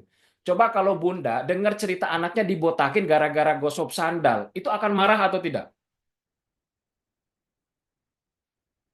Akan marah, langsung marah kalau dengar cerita begitu. Coba kalau dieksplorasi dulu.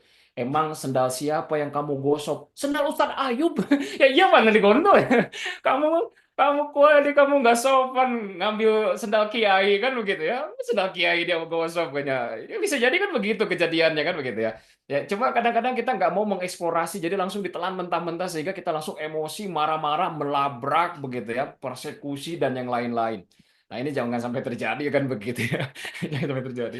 Karena ada guru yang emosional gitu langsung cerita, santri nggak mau eksplorasi aja marah. Jadi kita harus sekali lagi mengeksplorasi dulu secara benar, akurat, lengkap. Karena cenderung hiperbola dan cari kambing hitam.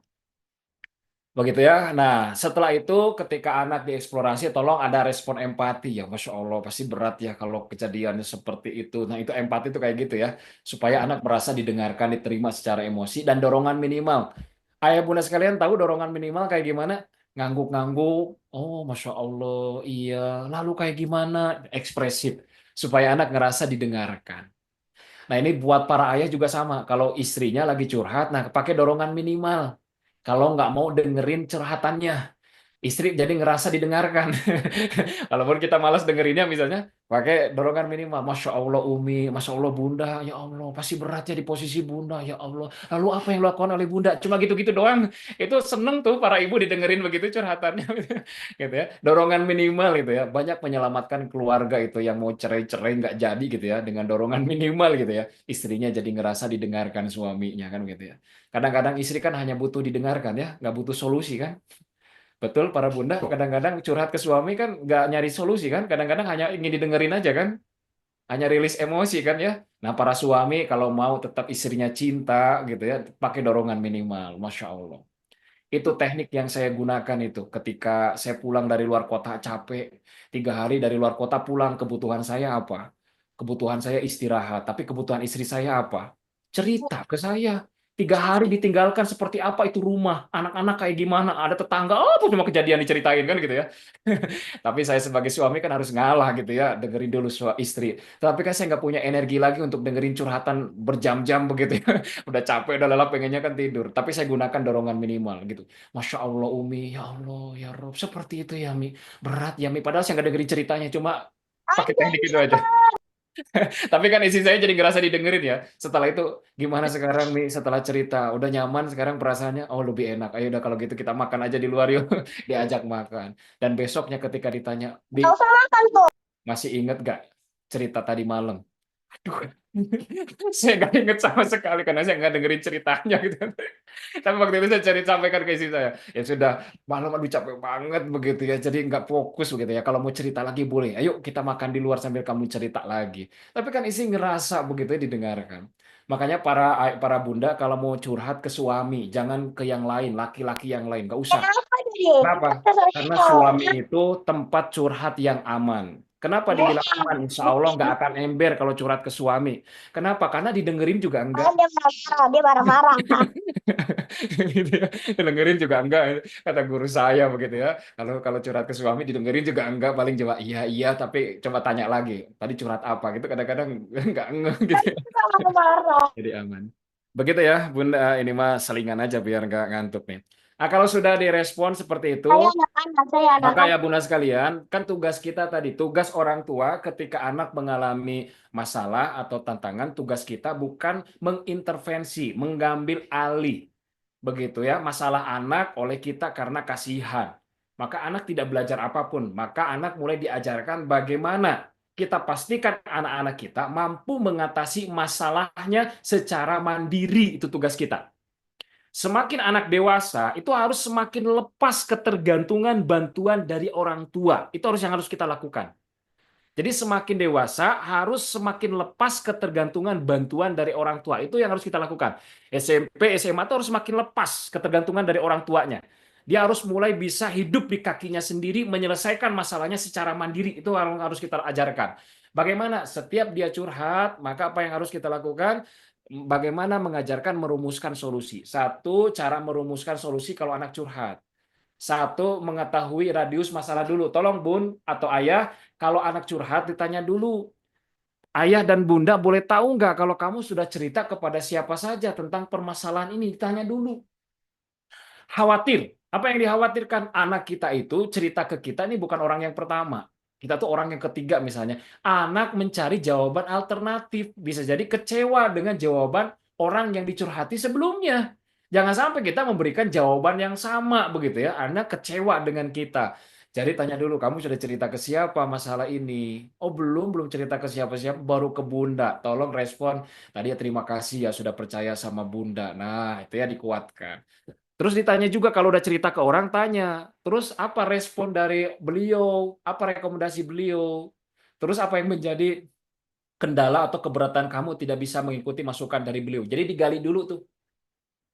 Setelah itu baru kita merumuskan pemicu masalahnya. Tadi harus tetap ada yang dievaluasi dari anak kita ataupun dari di luar anak kita. Misalnya gini nih, merumuskan pemicu masalah. Kira-kira kenapa masalah ini bisa muncul dari sisi kamu? Jadi bukan hanya menyalahkan pihak eksternal, dia juga harus mampu mengevaluasi dirinya. Misalnya contoh kalau anak ngerasa dibully, ini kenapa kamu bisa terjadi dibully sama teman kamu dari sisi kamu? Jangan-jangan anak kita yang mulai begitu ya, ngejek temen atau kayak gimana, atau ngeselin begitu ya temennya. Jadi kita evaluasi dari anak kita juga. Misalnya kira-kira kenapa masalah ini bisa muncul dari sisi kamu. Nah, baru kalau anak sudah jawab, kita baru tanya dari sisi eksternal. Kemudian kira-kira kenapa ini bisa muncul masalah ini dari sisi teman kamu, dari guru kamu, dan yang lain-lain. Jadi ada dua pihak yang perlu dievaluasi ketika mendengarkan curhat. Begitu ya. Selanjutnya baru mendiskusikan solusi. Nah, ya, yang pertama tidak boleh memberikan saran, ayah bunda sekalian, tetapi tanya dulu kemampuan anak, daya kritis anak atau daya problem solving anak untuk mengatasi masalahnya. Tanya dulu, apa yang kamu pikirkan untuk mencegah supaya masalah ini tidak semakin berkembang atau tidak terjadi lagi. Jadi kita ajarkan anak itu berpikir kritis ya untuk menghadapi persoalan. Jangan kita terus berikan begitu ya masukan. Tanya dulu sampai dia mentok, nggak tahu, bingung apa yang harus dilakukan, baru kita boleh memberikan masukan. Itu yang pertama. Yang kedua, kita tidak boleh memberikan masukan, langsung memberikan masukan kalau anak tidak minta.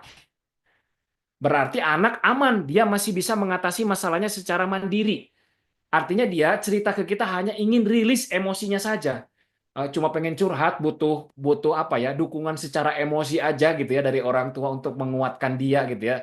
Jadi nggak jangan memberikan masukan ya bunda sekalian. Jangan sekali-kali memberikan masukan. Coba didengarkan saja, digali apa yang kamu akan lakukan, terus apa rencana kamu untuk menyelesaikan masalah ini. Jadi ditanya dulu dari sisi anak supaya anak itu tadi punya kemampuan daya kritis untuk bisa menyelesaikan masalah secara mandiri. Itu cara kita melatih supaya akal anak kita terus bekerja begitu ya, berpikir secara sehat begitu ya. Nah, kalau anak minta saran, baru kita boleh ngasih saran. Kira-kira, Bun, aku harus ngapain ya, Bun, untuk mengatasi masalah ini? Nah, kita fokus pada solusi begitu ya. Baru kita memberikan saran. Tetapi kalau memberikan saran, Ayah Bunda sekalian, tidak boleh to the point ngasih sarannya dengan kalimat-kalimat direct langsung. Tetapi harus seperti ini nih, kayak Nabi menggunakan bentuk kalimat pertanyaan dialog. Pernah nggak, Nak, terfikir oleh kamu kalau solusinya seperti ini? Enak atau tidak kira-kira kedengarannya? Anak punya problem, kemudian minta saran ke kita, kemudian kita nggak langsung, Nak, begini, begini, begini. Atau enakan pernah nggak terfikir oleh kamu kalau solusinya itu begini, Nak? Enakan yang mana kira-kira kalimatnya? Nah, enakan yang kedua, anak-anak jadi ngerasa satu, tidak diinjak harga dirinya, kedua ngerasa akan dilibatkan, ketiga akan ngerasa dihargai keberadaannya. Gitu ya. Kemudian setahu ayah bunda nih, kalau ada masalah seperti ini, solusinya tuh begini loh, Nak. Nah, apakah bisa lewat kisah begitu ya, coping. Nah, kalau bahasa orang-orang psikolog tuh dengan belajar dari orang kisah orang-orang yang lain begitu ya. Boleh. Jadi bisa kalau ngasih saran, pernah nggak terpikir oleh kamu kalau solusinya begini? Atau yang kedua, setahu ayah atau bunda kalau masalah seperti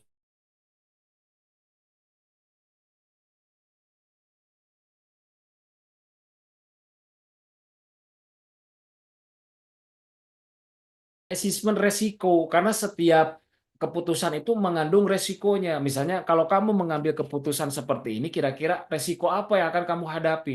Contoh anak ribut ya dengan temannya, tiba-tiba kata anak ketika kita eksplorasi ternyata dia juga bikin kesalahan, anak kita juga misalnya ngedahuluin, ngejek dia atau kayak gimana. Terus salah satu misalnya ketika ngasih apa ketika diskusi tentang solusinya kata anak kita, ya udah Bun, aku mau minta maaf saja sama temen aku. Tuh jangan diiyakan langsung. Tolong asesmen resikonya. Misalnya contoh, ditanya ke anak kita. Nah, baik kamu jadi solusinya adalah kamu akan ngambil solusi, kamu akan minta apa namanya? Minta maaf ke teman kamu. Iya.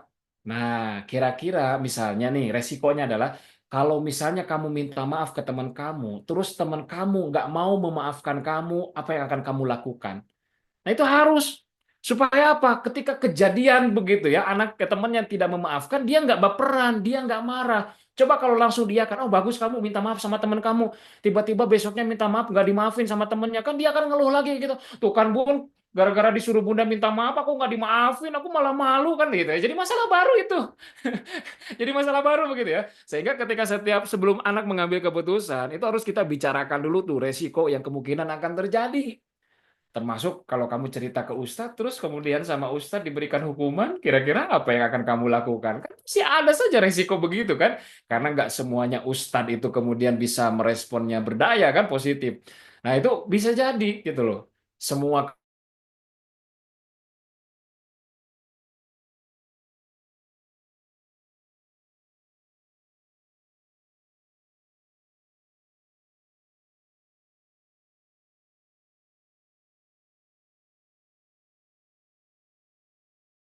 kota akan apa yang akan kamu lakukan? Itu yang pertama gitu. Yang kedua, kalau seandainya kamu pindah, itu biayanya nggak murah loh nak untuk pindah itu. Ada nggak uangnya? Kan gitu kan gitu. Jadi anak itu diajak dialog gitu ya supaya dia pun nggak sekedar kalau ada masalah tinggal minta ke orang tua selesai, tidak begitu. Anak harus mulai belajar bagaimana mempertimbangkan setiap masalah itu dari banyak sisi begitu loh. Sehingga dia semakin dewasa ketika menghadapi masalah itu harus mulai. Baru kalau dia udah siap dengan resiko yang mungkin terjadi, nah baru kita take komitmen ya mengambil keputusan, take komitmen dengan kita. Baik, kamu berarti sudah siap ya dengan opsi solusi. Baik, apakah kamu juga siap dengan resikonya? Siap. Nah, tinggal sisanya mah kapan kamu akan melakukan itu? Gimana Bunda bisa tahu kalau kamu melakukan itu? Nah, tinggal dialog yang seperti itu saja sisanya. Maka insya Allah sekali lagi ketika anak-anak kita menghadapi persoalan satu begitu ya, kita menangkap dari sisi emosi, yang kedua juga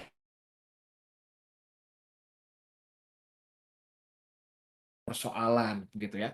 Saya yakin begitu ya. Ini saya menyampaikan secara umum, kalau secara spesifik ayah bunda sekalian mungkin bisa mengalami masing-masing ya masalah anaknya, apakah kehilangan barang, digosok, dicuri, menu makan yang mungkin nggak sesuai selera, mungkin ada kadang-kadang ada ustadz respon ustadznya kurang nyaman atau pelayanan yang kurang. Itu kan banyak sekali yang diceritakan oleh anak-anak. Nah, yang penting kita tidak salah respon.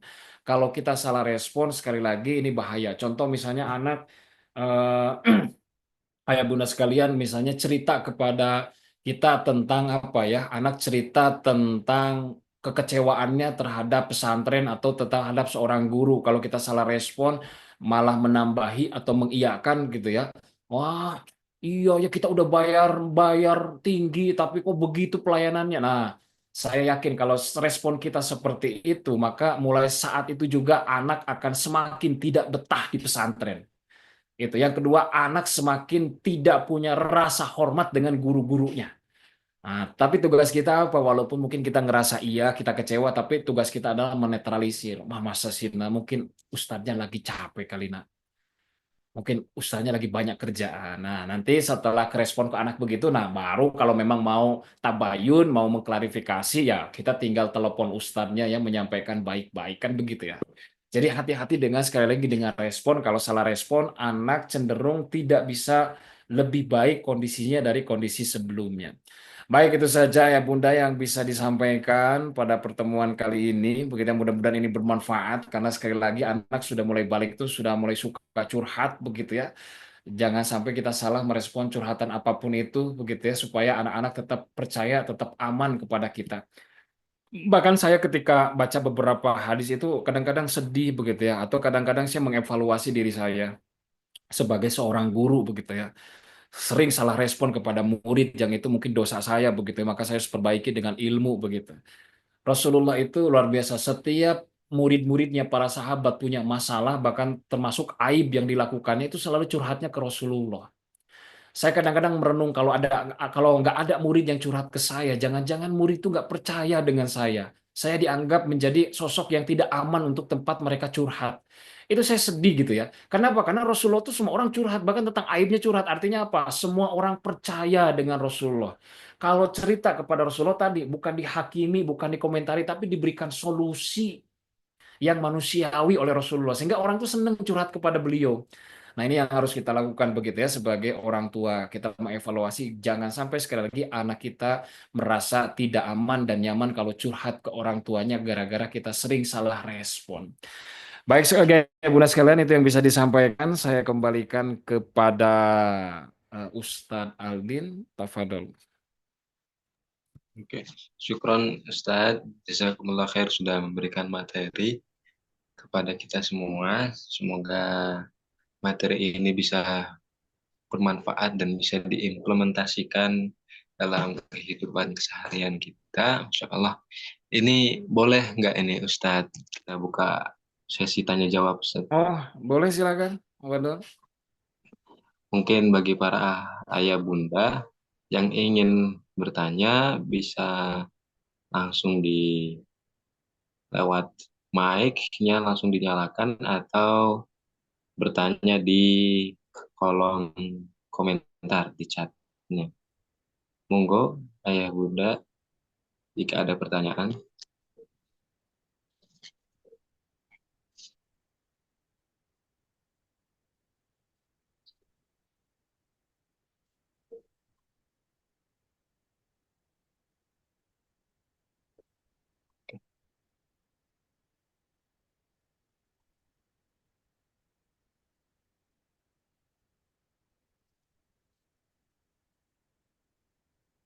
Kalau tidak ada pertanyaan, mungkin saya pribadi ini, Ustaz, ingin nanya ini, Ustaz. Baik. Di kolom chat itu ada Bunda Bunda Dia Sabit itu mau bertanya. Oh, Bun. Silahkan Bunda Dia. Mau bertanya apa Bunda Dia? Langsung dinyalakan saja mic-nya, langsung bertanya. Assalamualaikum warahmatullahi wabarakatuh, Ustadz. Waalaikumsalam warahmatullahi wabarakatuh. Terima kasih atas kesempatannya. Ini di sini saya selain sebagai orang tua juga seorang pendidik, Ustadz. Dengan fenomena-fenomena sosial media sekarang ini sangat mempengaruhi perilaku dan aktivitas teman-teman dan kakak-kakak kita di sekolah, terutama anak-anak didik kita. Dan mereka juga suka lebih condong ke apa yang mereka lihat selama di sosial media. Dan sekarang kita juga lagi booming kasus salah satu artis yang sedang kontroversial dengan anaknya. Dan ada beberapa juga komentar dari anaknya bahwa kita tidak perlu membalas kebaikan orang tua kita. Dan kita tidak perlu jadi anak, kita tidak perlu ragu untuk melawan orang tua kita. Intinya seperti itu komentarnya. Pernyataannya seperti apa saya juga lupa, hanya pernah melihat dia punya secara garis besar saja bahwa kita tidak melegalkan, kita membolehkan untuk melawan orang tua kita selama orang tua kita itu tidak bisa menjadi role model untuk kita. Bagaimana cara kita menyikapi selaku pendidik, kita juga selaku orang tua dan pendidik tidak bisa jadi yang sempurna bagi bagi anak-anak kita baik di rumah ataupun di sekolah. Memberikan masukan ke anak didik kita, bagaimana caranya birrul walidain yang sesuai dengan zamannya mereka, Ustaz. Zaman sekarang. Begitu. Baik, Terima kasih, Ustaz. sama. Baik. Jazakumullah khairan. Terima kasih. Assalamualaikum Waalaikumsalam warahmatullahi wabarakatuh. warahmatullahi wabarakatuh. Baik, kita langsung jawab aja Ustaz Aldin ya, supaya ini takutnya lupa. Tafadhol, Betul. Ustaz. Bunda sekalian, ini fenomena. Kenapa anak-anak kita lebih suka dengan media sosial? Oke, kenapa anak-anak kita lebih suka dengan media sosial? Karena ada jawaban instan. Karena media sosial menarik, menyenangkan. Kenapa anak-anak kita nggak mau interaksi dengan kita? Karena kita dianggap sosok yang tidak menyenangkan bagi kehidupan mereka. Maka kita harus ubah caranya. Bagaimana kita hari ini menjadi orang tua yang menyenangkan bagi anak-anaknya. Bagi anak-anak kita, enak diajak ngobrol, diajak main. Nah, jangan anak-anak kita dikit-dikit kasih gadget. Dikit-dikit kasih gadget. Anak-anak kena media sosial siapa yang ngenalin gadget? Kan kita sendiri. Kalau mereka udah terpapar, ya kita yang ngasih paparan itu kan gitu ya. Jadi yang pertama adalah bagaimana kita menjadi teman yang nyaman untuk main, untuk ngobrol, untuk diskusi. Sehingga mereka tidak lagi asik dengan media sosial mereka. Kenapa? Ngobrol dengan Abigail sudah menyenangkan, lebih asik dibandingkan dengan media sosial. Gimana jadi orang tua yang asik itu penting. Karena ada hal yang tidak bisa digantikan media sosial. Sentuhan emosi itu tidak bisa diberikan media sosial. Hanya bisa diberikan oleh orang. Nah, itu yang pertama itu ya. Kita menjadi orang tua atau pendidik yang asik dulu begitu ya. Kemudian yang kedua, Bunda sekalian, ada di dunia pendidikan kita yang kelewat. Kenapa anak-anak kita sekarang, generasi sekarang itu cenderung semua itu menjawab setiap peristiwa yang terjadi dalam kehidupannya itu dengan logika. Tadi itu kan menggunakan logika, anak yang diceritakan oleh Bunda itu, dijawabnya itu oleh logika dia. Kenapa logika dia menjawab seperti itu? Karena dia mengalami tingkat kekecewaan yang tinggi terhadap orang tuanya. Nah, ya betul ya? Dia menjawab logika itu karena dia merasa tersakiti, terlukai oleh kedua orang tuanya. Kenapa logikanya? Nah, anak yang semakin dewasa yang diajarkan oleh Nabi yang harus dikembangkan pertama kali itu bukan logika. Yang harus dikembangkan ketika anak-anak sudah mulai balik adalah iman. Maka setiap peristiwa harus dijawab dengan imannya. Ditangkap dengan imannya, bukan dengan logikanya. Jangankan anak itu di pesantren saja, di Putri, kalau kita menggunakan bahasa-bahasa logika, aturan misalnya. Kamu nggak ke masjid, nggak taat aturan, hukuman. Coba dijawabnya dengan logika lagi biasanya. Apalagi santri putri. Sholat di masjid, kata santri putri apa? Ustaz, kan perempuan di rumah, Ustaz di asrama aja, kenapa harus ke masjid? Ditangkapnya pakai apa? Pakai logika. Ustadz kan aku udah bayar, kenapa sih harus beres-beres? Kenapa Ustadz nggak bayar OB aja? Itu logika. Karena bahasa yang digunakan logika. Maka yang harus kita lakukan, mulai gaya bahasa kita diubah. Bahasa iman ke anak-anak usia mulai balik. Supaya pas semua peristiwa itu ditangkap dengan imannya. Satu yang harus dilakukan kita sebagai pendidik. Satu, semua peristiwa yang terjadi dalam kehidupan dengan murid-murid kita di kelas selalu dikaitkan dengan Allah. Makanya saya kalau ngajar, jangan lihat bagaimana manajemen kelasnya, deep learning, Merdeka Belajar itu, jangan lihat itu. Lihat, yang dilihat sama kita apa? Berapa kali nama Allah disebut dalam pembelajarannya. Karena tugas kita mengajar itu, Iqra, ngasih ilmu, wasjud waqtarib. Anak bukan semakin cerdas, tetapi anak diberikan ilmu supaya semakin dekat dan semakin banyak sujud kepada Robnya. Itu tugas dalam Islam. Gitu ya. Maka nama Allah harus disebut. Karena pembelajaran kalau hanya ngisi akal doang mah apa bedanya dengan orang kafir kita? Sama aja gitu ya. Tapi bagaimana ilmu yang kita beratkan semakin imannya fazadna bihi imana kan begitu kata para sahabat. Semakin tumbuh keimanannya. Sehingga disebut nama Allahnya. Bahkan saya kalau ngelarang murid saya, misalnya anak murid saya nyetel musiknya yang aneh-aneh, lagu-lagu barat. Bagaimana cara negornya? Saya negor bukan dengan aturan. Nah, di pesantren nggak boleh dengerin musik haram misalnya gitu. Enggak. Saya mau tanyanya begini. Nah, kira-kira nih Allah suka nggak ya kalau kamu dengerin musik kayak gitu? Sehingga pertimbangannya itu bukan aturan, bukan ustadz, tapi Allah pertimbangannya. Nah, kira-kira kalau melakukan itu kamu nih berbuat begitu ke orang tua kamu, kalau kamu orang tua kamu jahat, kira-kira Allah suka atau enggak? Itu ngobrol dengan anak-anak remaja. Pertimbangannya itu Allah. Sehingga apa? Anak-anak kita nggak jadi manusia yang munafik. Dia mau taat kalau ada aturannya, mau taat kalau ada ustadznya. Kalau nggak ada ustadz, ya bebas kita. Itu kan nggak boleh. Allah kan tetap ada. Allahnya disebut. Setiap pembelajaran tuh Allahnya disebut. Satu, dikaitkan dengan Allah. Yang kedua, selalu dikaitkan dengan kekuasaan Allah. Surga, neraka, dengan kebaikan dan yang lainnya. Contoh nih, kalau ke anak-anak saya, anak-anak remaja sekarang. Mau ngasih uang. Siapa yang suka ngasih uang nih? Sebelum kirimkan uang ke orang tua, tolong ada dialognya. Kalau saya mau ngirim uang, ngasih uang ke anak. Nah, ini harta halal. Anak supaya tahu harta yang boleh digunakan hanya harta halal. Jangan dikasih gitu aja. Nah, ini harta halal. Tahu nggak kalau ayah dapatkan harta ini dengan cara-cara yang sesuai dengan syariat Allah. Anak harus tahu halal dan dicarinya sesuai syariat Allah. Karena ayah cari harta ini halal dan ayah cari dengan cara yang sesuai syariat Allah, tolong kamu gunakan untuk hal-hal yang hanya disukai Allah saja. Sehingga anak ketika diberikan uang dia pasti ingat tuh karena ada inputan dari ayahnya. Oh iya hanya untuk disukai oleh Allah. Sehingga dia ketika mau jajan, mau beli sesuatu kira-kira Allah suka atau enggak ya kan gitu pertimbangannya. Kalau nggak ada obrolan itu ke anak cuma kasih uang, akhirnya apa? Uang yang kita belikan, percaya atau tidak, banyak anak belikannya apa? Top up, FF, ML, game online itu dibelikannya. Karena ngerasa ayahnya udah ngasih uang ya bebas terserah saya. Karena tidak ada inputan, tidak disebut tuh Allahnya itu nggak ada gitu.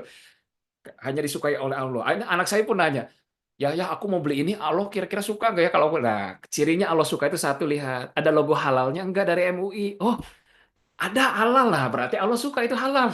Yang kedua itu bisa merusak kesehatan atau enggak halal tapi kalau merusak kesehatan jangan Allah nggak suka karena Allah dan kita menjaga kesehatan. Jadi anak itu semuanya pertimbangannya Allah. Disebut nama Allah, dikaitkan dengan kekuasaan Allah dan yang lain-lain. Selanjutnya, kalau mau mendidik anak-anak sekarang begitu supaya akhlaknya muncul itu kan dari keimanan, maka ketika ngobrol apapun selalu dikaitkan dengan apa? Dengan ayat-ayat Allah. Jadi kalau saya pembelajar, kalau saya jadi guru nih, ayah bunda sekalian, kalau di dunia pendidikan, kalau guru ngajar bidang studi apapun, ketika ngajar SKKD, standar kompetensinya apa, tolong dalam RPP atau dalam ATP-nya, itu dimasukkan ayat-ayat Allah. Apa yang akan diajarkan? Matematika, tentang IPA misalnya unsur alam, belajar tentang tanah. Bukan hanya sekedar pengetahuan tentang tanah. Tapi ada kekuasaan Allah di dalam tanah itu harus diceritakan ke anak-anak kita sehingga bukan hanya pengetahuan yang bertambah tetapi keimanannya kepada Allah pun bertambah. Contoh misalnya kalau belajar tentang tanah. Kalau hanya unsur tanah dari sisi IPA pengetahuannya maka kan semua orang tahu, orang kafir juga tahu. Tapi gimana ketika belajar tanah semakin tertancap keimanan kepada Allah. Saya suka tanya ke murid saya tuh. Coba kamu sebutkan fungsi tanah dalam Al-Qur'an. Sampai pas salah satunya disuruh An-Naba itu kan apa? Itu sebagai alat untuk menghukum orang-orang yang durhaka kepada Allah. Seperti Korun, Pluk gitu ya. Sehingga apa? Anak-anak tuh iya ya tanah tuh bukan hanya sekedar pengetahuan tapi sudah ada kekuasaan Allah. Bahkan ditulis itu di jawaban di ulangan. Keren banget ketika orang tua bergetar jawaban muridnya itu apa salah satu fungsi tanah sebagai alat untuk menghukum orang-orang yang durhaka kepada Allah. Keren gitu ya. Jawaban di ulangannya itu menggetarkan hati gitu jawaban itu bukan hanya sekedar pengetahuan itu. Itu yang harus ditumbuhkan di anak-anak remaja. Sehingga apa? Anak-anak kita itu semua pertimbangannya Allah dan yakin gak akan pernah apa? Gak akan anak-anak remaja itu gak akan dia melakukan hal-hal yang negatif. Karena pertimbangannya Allah. Yang ketiga yang harus kita lakukan apa? Yang ketiga yang harus kita lakukan adalah harus selalu dikaitkan dengan kisah-kisah orang terdahulu karena ayat Makkiyah itu diturunkan kisah orang-orang terdahulu dikisahkan ke anak kita mengalami ini dikisahkan kalau ilmu psikologi modern itu kan namanya biblioterapi gitu ya itu namanya jadi mencari inspirasi dari kisah orang-orang terdahulu itu kita lakukan. Itu yang pertama dari sisi keimanan. Kalau untuk generasi hari ini, supaya dia tumbuh keimanannya, kalau imannya sudah tumbuh, akhlaknya akan baik dimanapun. Pertimbangannya bukan manusia, penilaian manusia, penghargaan manusia, tidak. Tetapi yang penting adalah pertimbangannya Allah Subhanahu wa Ta'ala itu yang jauh lebih penting. Nah, kalau kita, kenapa hari ini kita capek hidup? Karena tadi yang dicari bukan Allah. masih butuh penghargaan manusia, masih butuh penilaian manusia. Capek beli mobil supaya dilihat tetangga, capek pakai mobilnya juga. Tapi ya Allah, saya beli mobil yang bagus supaya saya nyaman berangkat kajian, supaya saya nyaman berangkat ke masjid, supaya saya nyaman nganter anak sekolah, nyaman beli mobil Alphard juga. Tapi kalau pengen dilihat tetangga beli Alphard, nggak akan nyaman hatinya. Panas terus. Beli Alphard, tetangganya beli Lamborghini begitu ya, nggak akan nyaman itu. Nggak akan nyaman gitu ya. Masih butuh penilaian manusia, itu nggak akan nyaman. Nah, yang kedua adalah ketika terjadi perilaku buruk pada anak, itu gara-gara penyebabnya apa? Gara-gara penyebabnya kekurangan kasih sayang orang tua itu. Si anak itu kenapa bersikap begitu? Karena kehilangan kasih sayang dari ibunya. Tolong para ayah, ayo anak-anak kita. Makanya ada bahasa Quran apa? Ketika anak dibunuh oleh Nabi Khidir, masih ingat cerita itu? Anak dibunuh sama Nabi Khidir. Alasannya karena apa? Tugyan wa kufro. Anak ini kalau besarnya bisa membuat orang tuanya tugyan. Anak orang tuanya bisa pusing tujuh keliling karena tugyan wa kufro. Melampaui batas. Kufro itu kufur. Contoh, hai bunda sekalian. Misalnya ayah belikan sepatu buat anaknya, sepatu bola 200.000. Kemudian kata anaknya, aku nggak mau pakai, teman-teman aku aja belinya yang 400.000. Kesel nggak kalau punya anak kayak gitu? Kesel kan, kufur, makanya dibunuh sama Nabi Khidir itu anak. Tapi kita mah nggak boleh ya. Itu khusus Nabi Khidir, kita nggak boleh. Nah, maka solusinya gimana? Dalam Al-Quran, dalam surah Kahf itu. Zakat wa akrobaruhma. Kalau anak kita bersikap buruk, generasi kita jelek, maka wa akrobaruhma. Pendekatannya kasih sayang. Perbanyak kasih sayang kepada anak kita. Perhatian, sentuhan, didengarkan. Itu diperbanyak. Jadi kalau anak kita melakukan pelanggaran di pesantren, bukan diceramahin. Artinya saatnya kita memberikan perhatian lebih kepada anak kita. Jangan-jangan anak kita melakukan pelanggaran karena butuh perhatian lebih yang tidak didapatkan di orang tua. Orang tuanya jangan nyalahin pesantren, langsung, siap Ustadz, saya akan lebih perhatian kepada anak saya. Itu yang harus dilakukan oleh orang tua. Perhatiannya lebih. Kenapa, ayah bunda sekalian? Karena itu terjadi kepada saudara-saudara Nabi Yusuf. Saudara-saudara Yusuf itu kenapa membuli Yusuf? Uktulu Yusuf. Bunuh Yusuf. Gara-gara apa coba? Gara-gara mereka merasa kasih sayangnya hilang dari ayahnya. Nabi Yakub lebih perhatian kepada siapa? Kepada Nabi Yusuf dengan saudaranya Bunyamin. Makanya uktulu Yusuf, supaya apa? Perhatian bapaknya balik lagi ke mereka. Artinya perilaku buruk muncul dari kurangnya perhatian orang tua terhadap anak.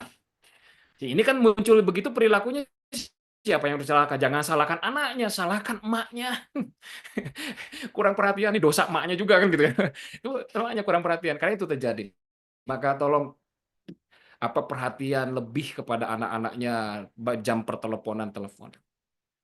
Selanjutnya yang harus kita lakukan sebagai guru adalah masalah terjadi, musibah terjadi, ujian gara-gara apa ya bunda sekalian? Gara-gara maksiat. Maksiat itulah yang menurunkan musibah dalam kehidupan kita. Generasi ini, hari ini, Masya Allah seperti ini karena maksiat kita orang dewasanya. Baik dari sisi kepemerintahan, begitu atau secara individu kita banyak maksiat sehingga generasinya begini. Makanya ayo kita perbaiki diri kita begitu supaya Allah hadirkan generasi-generasi yang baik karena mendidik nggak bisa sendirian. Saya pernah ngalamin loh ayah bunda sekalian bagaimana maksiat itu berdampak kepada perilaku anak saya. Saya merasakan sendiri itu. Suatu hari anak saya itu berubah perilaku sikapnya itu. Susah dibangunkan subuh, malas-malesan berangkat sekolah itu. Kenapa ini anak saya? Apakah punya problem? Saya cari tahu, nggak ada begitu loh. Susah beramal soleh. Kemudian saya ke istri saya, jangan-jangan kita lagi jauh nih sama Allah sehingga anak kita diuji begitu lewat anak begitu ya. Akhirnya kita perbaiki diri hubungan dengan Allah, ibadah saya kita perbaiki di keluarga. Anak kita masih begitu. Di sekolah juga sama, ada problem. Gurunya laporan terus, anak saya ada problem. Ini kenapa nggak biasanya begitu ya? Akhirnya apa? Karena di sekolah juga ada problem, jangan-jangan dosa saya itu juga berkaitan dengan sekolah. Sampai saya ke pihak sekolah datang, apa ya dosa saya ke sekolah begitu ya, sampai anak saya begini begitu ya. Tahu ayah bunda sekalian apa? Saya ngerasa saya nggak ada dosa. Ternyata sekarang tanggal berapa ayah? Tanggal 20, ayah udah bayar SPP. Astagfirullah. Saya telat bayar SPP 10 hari. Oh, di dosa saya. Saya bilang, ini gara-gara dosa saya telat bayar SPP. Ternyata Allah uji lewat anak saya. Kenapa? Karena kita kalau nggak bayar SPP, telat, artinya kita zolim kan ke lembaga. Lembaga kan dana operasionalnya. Artinya anak kita diberikan makan di pesantren dari uang siapa? Emang makan bisa ditunda, Ustadz Ayub? Misalnya ada santri, kamu belum bayar SPP, jangan makan dulu ya sampai bayar SPP. Kan nggak mungkin. Kamu nggak boleh gunain listrik, gunain air karena belum bayar SPP. Kan nggak mungkin dipending yang gitu-gitu ya. Itu kan zolim, dosa gitu itu ya. Saya pun, aduh ya dosa saya, guru kan jadi telat dibayar gajinya apa. Saya bayar, Masya Allah itu.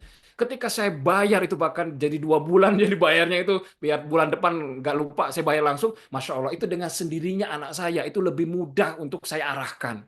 Tiba-tiba berubah dengan sendirinya baik lagi gitu loh. Siapa yang menggerakkan hati anak saya? Allah. Jadi dosa itu sangat berpengaruh begitu ya. Makanya ini saya bilang itu karena pengalaman saya begitu ya. Salah satunya tolong orang tua perhatikan bab SPP, jangan-jangan karena kita lalai bayar SPP, telat bayar SPP padahal uang ada, waktu kosong kecuali uang nggak ada begitu ya. Lagi diuji oleh Allah, ekonomi lagi sulit, ya tinggal ngomong aja Ustadz Ayu, mohon maaf nih telat, saya lagi diuji dulu, ada bahasa gitu loh ya. Ada bahasa ya minimal ini baru ada separuh buat uang makan anak aja lah gitu ya. Ya nggak apa-apa begitu ya, jangan sampai menzolimi. Nah saya mengalami itu gitu ya, jadi jangan sampai melakukan dosa. Nah supaya generasi ini dijaganya oleh Allah.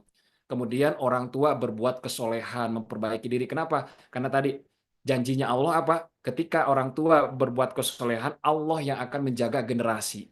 Contohnya apa? Di surah Al-Kahfi ada 2 anak yatim yang dibangunkan oleh anak yatim yang dibangunkan, direnovasi rumahnya oleh 2 nabi, Nabi Khidir dan Nabi Musa.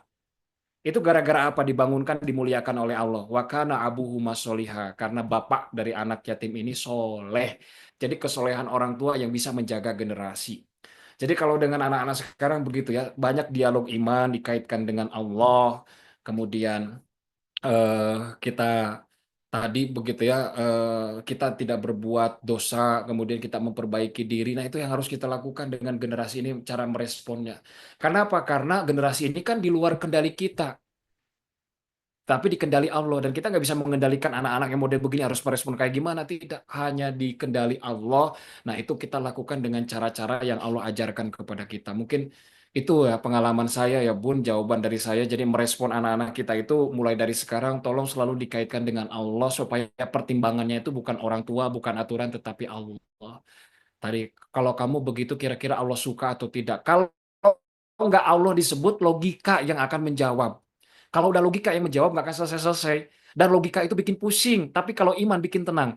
Tahu bedanya bahasa iman dengan bahasa logika? Contoh nih, para ayah ngeluarin uang 10 juta.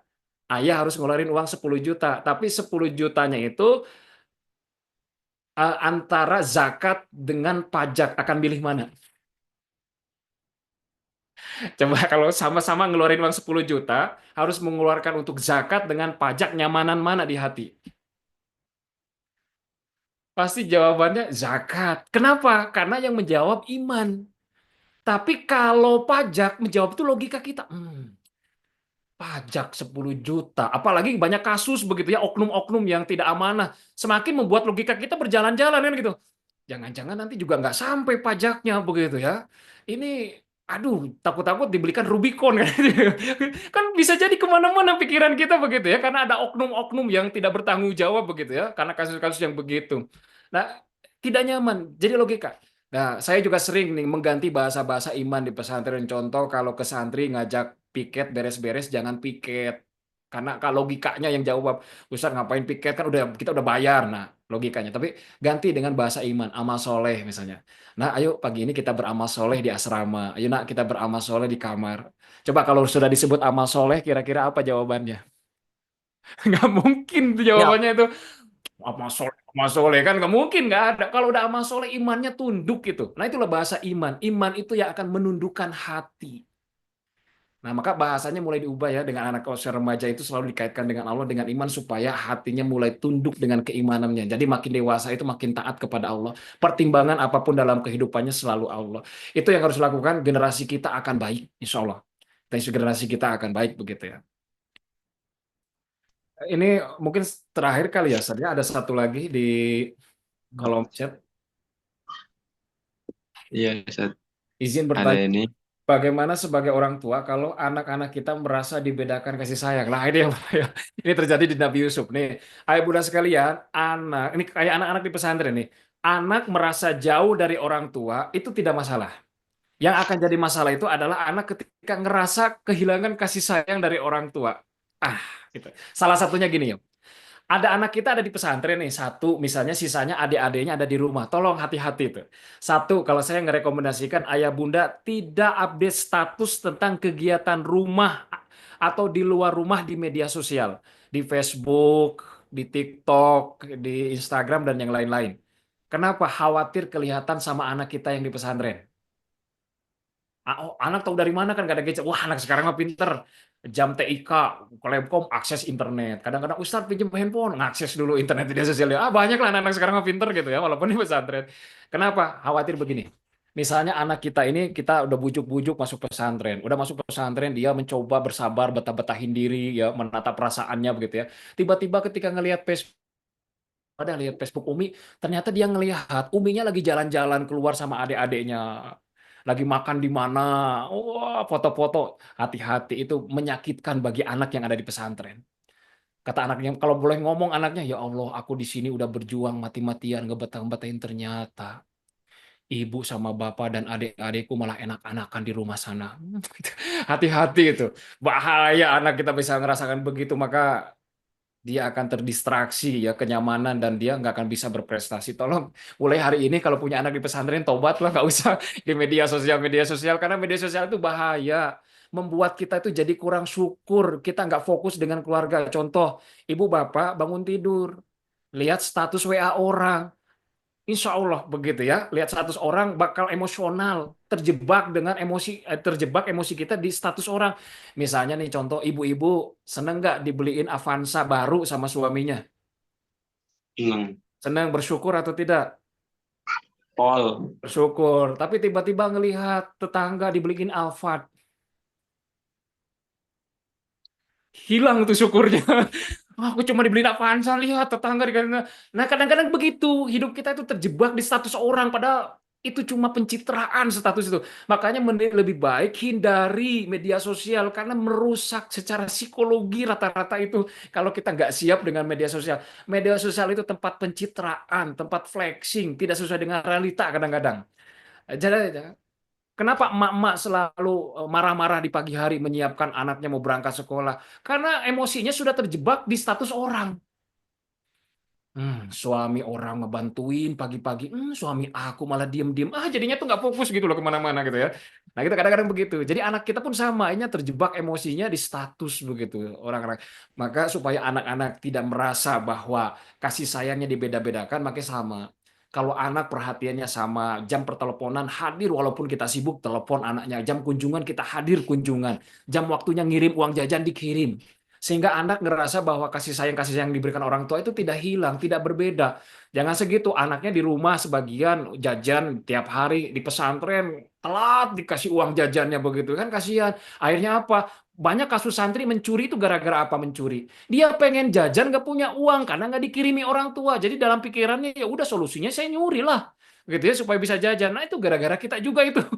Kita telat ngasih uang jajan kan begitu ya. Jadi banyak hal, Bun. Jadi perhatian itu harus tetap berikan jam perteleponan begitu ya, kemudian kunjungan, uang jajan jangan telat dan yang lain-lain. Nah, itu yang harus dilakukan supaya anak ngerasa kasih sayang itu nggak hilang dari orang tuanya gitu ya. Apalagi kalau anaknya di pesantrennya banyak, satu, dua, tiga. Nah, maka harus rata, adil begitu ya. Kalau misalnya telepon, telepon semua. Kalau dikunjungi, kunjungi semuanya bergantian kan begitu ya. Itu dilakukan supaya anak nggak ngerasa kehilangan perhatiannya.